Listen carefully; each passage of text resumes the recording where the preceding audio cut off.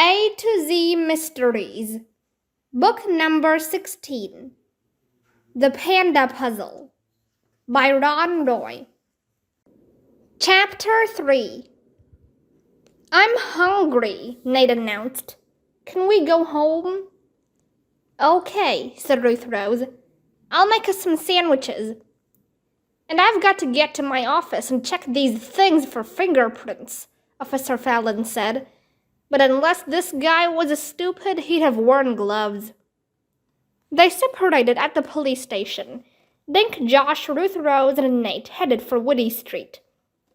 At Ruth Rose's house, the kids made lunch. Nate took his sandwich to the living room to watch a dinosaur video.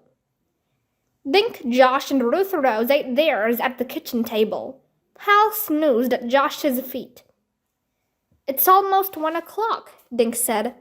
11 hours till midnight. So where do we start looking for the panda kidnapper? Asked Josh. It could be anyone, Dink said. Ruth Rose chewed slowly. Not anyone, she said after a minute.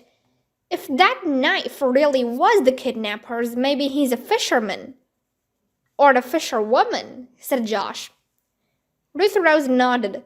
Good point. Whoever it was either has a key to the gate or can climb over tall fences, Josh went on. He reached for another sandwich. So who does that narrow it down to? Anyone, Ruth Rose said glumly. Nate screeched from the living room. Dinosaur fight! Come see you guys! Josh ran to the living room, with Dink and Ruth Rose following. On the TV screen, a Tyrannosaurus and a Stegosaurus were circling each other. Their tails lashed back and forth. The Tyrannosaurus roared and snapped his enormous teeth. Then the dinosaurs were gone, and the screen switched to a museum. A man's face appeared on the screen.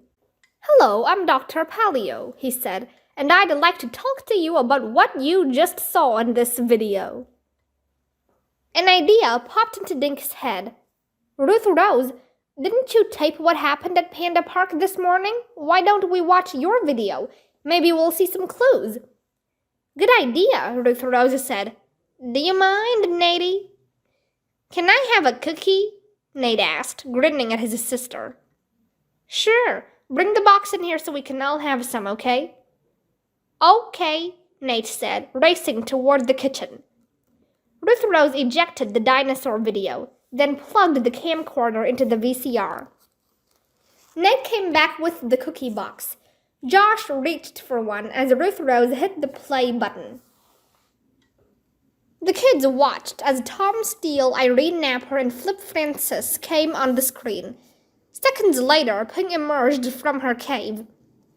Ping looked around, froze, then turned her head sharply. Suddenly, she rushed forward and began throwing herself against the fence. She sure looks angry, Dink said. You'd be mad too if someone stole your baby, Josh said. It looks like she's trying to attack someone outside the fence. Someone in the crowd? Ruth Rose asked. She's not looking at the crowd, Dink said. He put his finger on the TV screen. Remember, the microphone was there, off to the side. That's where she's looking. She's mad at the microphone? Josh asked, grabbing 2 more cookies. Dink's right, Ruth Rose said.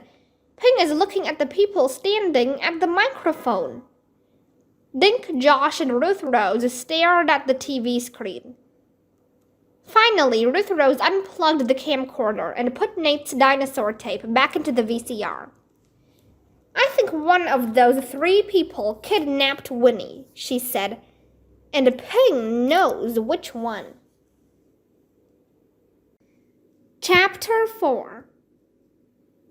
You think Winnie's kidnapper was standing right there at the microphone? Dink asked. Ruth Rose nodded. Yes, and I think Ping recognized him or her. That's why she charged the fence. But the guy probably stole Winnie at night, Dink said. So how could Ping have seen him? Maybe she didn't see him, Ruth Rose said. But she might have smelled him. Right, Josh said. Most animals can smell a lot better than humans. Dink stared at the TV screen. So how do we figure out who Ping was growling at? He asked. Too bad pandas can't talk, Josh said. We could just ask her. Pandas can't talk, Ruth Rose said, but people can. I say we interview the 3 people who were standing at the microphone, starting with Irene Napper. You think she did it? Dink asked.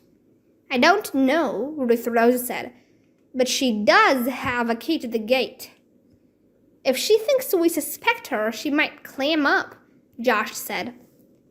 Ruth Rose pointed at Dink's notebook. We'll tell her we're writing a story for the Panda paper. Good idea, Dink said. Josh stood up and patted his stomach. I have to be home by 4 to watch the twins for an hour, he said. Ruth Rose grabbed the cookie box. It was empty. Joshua, I didn't get a single cookie, she said. Josh grinned. Detective work makes me hungry. Josh woke up Pal, and the kids left Ruth Rose's house. They took a shortcut through the rose garden in Center Park. Pal barked at a swan being trailed by 3 cygnets. They passed the book nook and waved at Mr. Paskey in his window. At the petting zoo, they passed under a wooden arch. A honeysuckle vine climbed the arch, filling the air with a sweet smell. A hummingbird darted away. They found Irene Napper surrounded by ducks. She was feeding them pellets that she pulled from one of her uniform pockets. Hi, Miss Napper, Ruth Rose said. Well, hi, Irene said. Say, weren't you kids at Panda Park this morning? Yeah, we're sorry about the kidnapping, Josh said. Irene's smile disappeared. I'm so angry I don't know what to do, she said. Who would steal a baby panda? No one knew what to say. Good thing Winnie's old enough to eat bamboo, Irene said. If she still needed her mother's milk, I don't think she'd make it. Ruth Rose nudged Dink. We're writing a story for the Panda paper, Dink said. Could we ask you some questions? The woman looked at Dink for a moment. Yeah, yes, she said finally. Just then Pal barked, and the ducks scattered. But first, let's move your dog away from my ducks, Irene said. The kids followed Irene to a shady bench. She sat and stretched out her long legs. Shoot, Irene said. Pal sighed and dropped to the ground. Irene started stroking his ears. Dink noticed that Irene's hands were large and strong-looking. Everyone was waiting for Dink to ask a question, but Dink's mind was suddenly blank. Who takes care of Ping and Winnie? Ruth Rose asked, coming to Dink's rescue. I do, Irene said. I feed them, clean out their area, all that stuff. Ping even let me hold her baby. Dink wrote down what Irene said. Then he asked, When did you last see Winnie? Last night, Irene said. When I added fresh water to their pool. That was about 8 o'clock. So someone snatched her between then and 10 o'clock this morning, Ruth Rose said. Irene nodded. Dink thought she might cry. Dink had his next question all ready. How many people have keys to the gate? He asked. Irene looked at him. Only me, she said finally. She patted a key ring hanging from her belt. And trust me, this was never out of my sight. Whoever took Winnie didn't unlock that gate. A duck waddled over and pecked at Irene's boot. She reached into her pocket, found a few more pellets, and flung them to the ground. I've got to get back to work, she said, standing up. She glanced down at Dink's notebook. Good luck with your story. Thanks, Dink said. By the way, do you know where Tom Steele lives? Irene shook her head. No, but you'll probably find him in his office. Dink looked blank. His office? It's in the senior community center, Irene said. She gave him a suspicious look. I'm surprised you don't know that, since you're writing a story for him.